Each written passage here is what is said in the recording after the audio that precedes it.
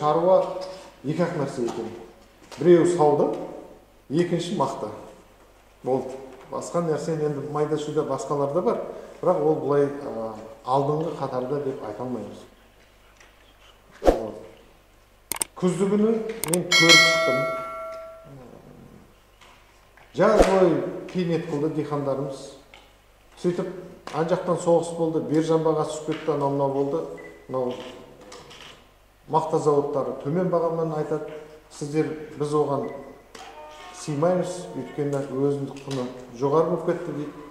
Сонымен екі ортада кішкене қиналып қалды. Олар да қиналды, сіздер де қиналса, соңында біз де қиналдық. Өйткені сіздер жақсы саудаларыңыз болып, жағдайларыңыз жақсы болса, бізге де жақсы. Сол мәселе ғана. Оларды қатқыз жіберейін десем, олар келіп айтты, мен онда жауып қойып, ешкімнен алмай-ақ қояйын дейді. Алмаса сіздерге сататын жері тағы болмайды.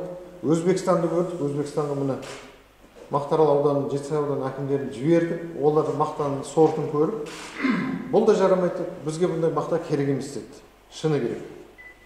Олар осы күнге дейін дейді, мен кеше Ташкентке барғанда айтады, мен сіздерді ойламаппын дейді. Сонша мақта жағдайы төмен болып кеткен, сапасы жоқ, әртүрлі сорт болып кеткен. Біз Қазақстан деген кезде бәрі кезде ойлайтын істейді, Қазақстан бәр жағынан алдында деп. Бірақ мына жағдайлар кішкене нашар екен деп айтып отыр. Соған олармен да сөйлестік, олардың да мына бір жоспарларымыз бар, бір-екі завод соғамыз деп, фабрика соғамыз деп. Өзіміздің де тағы басқа, кеше біз жаңа жыл өте салып, біз неге Жетісу облысына барып келдік. Жетісу облысында барлық мәселен сол сіздердің жағдайларыңыздың ғана ойлап, сол қалай осы жағдайдан ертеңін оданға жоғарыға жеткіземіз деп. Ол жерде көрдік, кукуруза егеткен, жүгері егеткен. Оның есебінде шығарып жатырмыз қазір. Ол жерде кәсіпкермен, инвестормен, осы жердің жергілікті кәсіпкермен екеуін кездестіріп, екеуін партнер қылып, соны біз үкіметтің де көмектесіп, оны да қоямыз деп жоспарлап отырмыз. Бағана Мақтааралға барып, біраз маш егеміз депті, Қытаймен кездесіп келдім. Ол бағытта бар, және де мына жердің шетін сортын өзгертіп, өнім жоғары алып, сосын соңғы менің өзім көздеп отырғаным, осы жерде фабрика, заводтарды қою керекпіз. Оны жасамасақ, біз жылда дауға қаламыз, жылда бізде пайдамыз болмайды, пайдамыз басқа біреулер көреді, бірақ біздің азаматтар көрмейді. Біз енді ойланып, осыған келетін уақыт келді. Бұл жерде тек үкіметке, үкімет шешіп беріңдер, осындай болсын, жоғары бағамен алсын деген, оны сіздер де түсіну керексіздер, ондай болмайды, ондай заман жоқ. Біз нарықтық заманда өмір сүріп жатқан екен, ол кетті. Баяғы Совет үкіметінде планы болушы бекітілген бағамен алатын. Енді кезекте мен анализ жасадым, сол жерде жұмыс істедім. Біз де Ермекпен де бардық, аудан әкімдері де бірге барды. Өзбекстанда 1 миллион гектарға мақта егеді.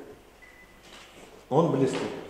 Сөйтіп, мақтан ассоциациясымен кездескен кезде олар айтады, 1 миллион гектарға біз 800 завод, фабрика аштық дейді. Оның мақта заводы бар, волокно шығаратын, оның пряжа шығаратын бар, тағы басқа жіп шығаратын бар, матағып шығаратын бар, оның красклейтін бар, одан кейін бұйым шығаратын бар. Ал бұлай одан бөлек цехтардың барын есептейтін болсақ, майда цехтар бар, бір комнатада тұратын, ол 15 мыңнан көп. Ал бізде 126 мың гектарға биыл егіпті. Сонда біз 12-13% құрап отырмыз. Олардың егіп атқан көлемінен. Сонда бізде Түркістан облысында ең кемдегенде 80 завод болу керек екен бізде. Фабрика. Завод фабрикада 80-і болу керек екен. Ол қайта бізде біреу де жоқ. Біреу де жоқ. А оны кім істейді? Оны кім істейді? Оны істейтін кәсіпкерлер. Өздерін істеу керексіздер. Мемлекет пен кәсіпкерлер партнер ғой. Мемлекет оған жағдай жасайды, инфрақұрылым береді, жерін береді, бағандай несиесімен көмектеседі. А бірақ кәсіпкерден инициатива болып бір мынаны істеймін деп келмесе, ол жерде ешқашан дамымайды, ешқашан еш нәрсе болмайды. Біз оны жасап берейік, бағана инфрақұрылым басқасын. Бірақ кәсіпкердің өзі тартып, оған мұны былай істеу керек екен деп не алмаса, ол болмайды. Мұны бағана жақынмен де сол келгеннен бастап не істейміз деп не алған кезде айттым, мына Тәжікстанға бар, Ферғанаға бар, Шынжақ бар, Бұл кісілердің өзінің біраз танысы бар екен. Бағана машық бойынша да біраз сөйлестік. Маштың да пайдасы біріншіден мына жердің су одан аз талап етеді екен. Одан кейін 2 рет өнім алуға болады екен. Одан кейін одан 1 гектардан түсетін пайдасы әлдеқайда жоғары екен. Оны да қазір есептеп, мен Қытаймен де кездестік. Ол да заводын қоям дейді, керек болса. 1-2 процедурный мәселелер бар екен, өйткені экспорт запрет екен, тағы басқа бір нелер бар. Оның бәрін біз шешеміз, жарайды. Жарайды, жерін бәрін береміз. Бірақ оны істейтін кім? Істейтін осы кәсіпкерлер. Мақта бойынша артық не алып, біреулерді 20 центнерге жетпейді, біреулер 30 центнер алады, әртүрлі. Неге екенін білмеймін, сорты да жерді байланысты, сосын қарағанда да байланысты. Бірақ оған біз Жетісу облысына барып, Жайкентке барып көрдік. Крахмалопаточный завод бар екен. Ол жерде жүгерден кемінде 7 тонна аламыз дейді гектарынан. Одан да түсетін өнім, табатын пайда 2 есе жоғары екен мақтаға қарағанда.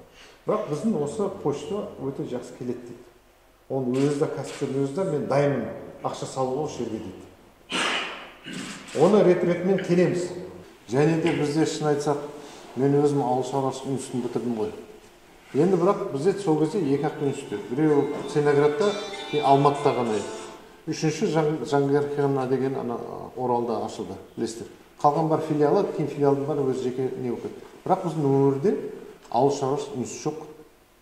Бір гидротехник дайындайтын бір орталықта басқа да жоқ. Ол бойынша да біз қазір түріктерге шығып жатырмыз. Бізде Қазақ-Түрік университеті бар ғой. Бізде негізгі шаруа міне. Мақта 100% біздің Түркістан облысында. Бұған бізге маман керек, бағана айтып отырсыз ба, агроном керек, басқа керек дегенде. Бізге суармалы жерімізден 560 мың гектар болса, қазіргі таңда 480 ба сондай-ақ. 80 мың гектарымыз жоқ. Не себебі? Потому что бізде ұсыныс беретін, кеңес беретін гидротехниктеріміз жоқ. Бізде жастарымыз Алматыға бар ауыл шаруашылық институтына түседі, бірақ сол жерде қалып қойып отыр. Бері қарай келіп жатқан ешкім жоқ. Ол бойынша да біз ойланып не жасап жатырмыз енді. Оған да біз өзіміздің жергілікті мамандарды керек болды. Осы біздің немізді түсінетін. Не керек, не істеу керек екенімізді. Кәсіби мамандардың жоқтығы бар баяғы. Ол кәсіби маман жоқ. Зауыттардан қалыптасқан жағдайдың бәрі содан. Бағана Келеске бардым.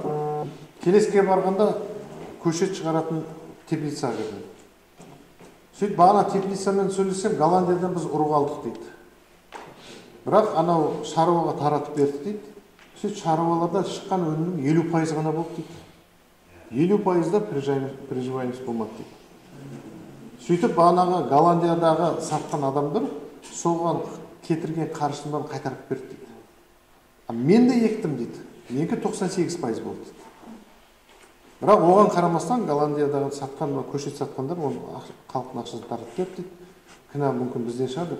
Бірақ біздің осы заказға дайындаған бәрін семинардың бәрін крестик қойып қойыпты дейді. Келесі жыл барып мен алдым дейді соны қайтадан дейді.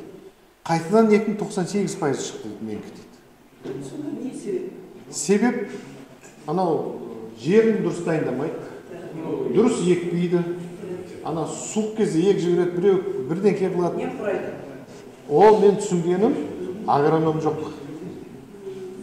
Бір районға бір дұрыс агрономды керек бізге, бір наны көрсетіп түсіндіретін. Өйткені 10 шаруасы екеуіңкі жақсы болады да, 8-іңкі жаман болады. Ондай болмайды ғой.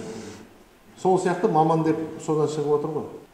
Теплица бойынша қазір өте қиын жағдай, шын айтамын. Көмір қиын болып жатыр. Бағасы кішкене қымбат болып жатыр. Одан бөлек субсидия жоқ. Одан бөлек контрабандамен Түркменстаннан келіп жатыр. Түркменстан 18 мың гектарға теплица егіп тастаған. Светтеген, газ деген. Оларда өткен халық азды, 3 миллионға жетпейтін халық бар, бірақ газдар өте көп. Сол себептен олардың мүмкіншілігі бар.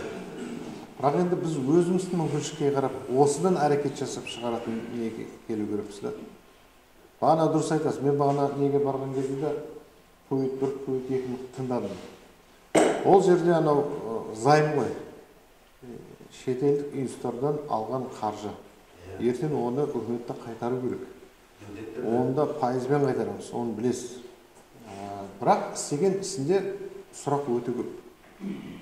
Неше жыл болды. Барлығы шетелдің екен, біреу Азербайжандікі екен, біреу Израильдікі екен, біреу Ирандікі екен.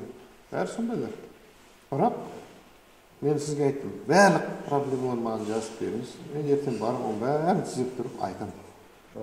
Тек қана мақта осы жерге қарап қалмай, саудаға қарамай, одан басқа да ұсыныс болу керек қой. Мен мысалы үшін анау басқа бір елдерге барған кезде, олар тек мына жер байлығына қарамайды. Басқа жақтардан бірдеңе әкеліп құрастырып та отыр. Біз анау неге де бардық? Ойыншық шығарады. Бағана да айтып отырмын мен. Базардағы жастар не істейміз дейді. Сендер осы кішкене ұсыныспен беріңдер, цехпен келіңдер. Біз соны сіздерді қолдайық, соны қойып берейік дейді. Ойыншық шығаратын ассоциациямен кездестік. 150 миллион долларға бізге не бар дейді. Сұраныс бар дейді Ресейден. Бізде мүмкіншілігіміз жетпей жатыр, өйткені полипропилен жетпей қалып жатыр дейді. Полипропилен бізде қазір Атырауда толып жатыр. Қанша керек? Бізге жазылсыздар, қандай завод не керек жасаймыз дейді. Ал мен анау Ферғанаға бардым, Ферғанада 22-23 жасар балалар өздері сонда ойыншық шығаратын ашып қойыпты. Сонда 300-дей әйел адамдар істейді. Анан китайский станок штампалап кетеді, аналар қолмен жинап отыр. Сосын айтамын, қайда сатасыңдар сен? 100% Қазақстанға сатамыз дейді. Сонда кім сатып алды десем, Шымкентте тұратын бірақ әйел адам дейді. 100% мен өнімімді сатып алып отыр, біз сіздерге сатып отыр. Енді солар келіп, біз сіздерге істейік дейді. Сосын немесе полипропилен бізге беріңдер, біз соны ойыншық шығарайық, сіздерге сатайық. Енді тоқтаңдар. Енді өзім істейтін уақыт келді ғой. Сол мәселе бойынша енді сіздердің ойларыңыз қандай, мына әкімді тыңдайық, сіздерді тыңдайық, қандай ұсыныс бересіздер, не айтасыздар?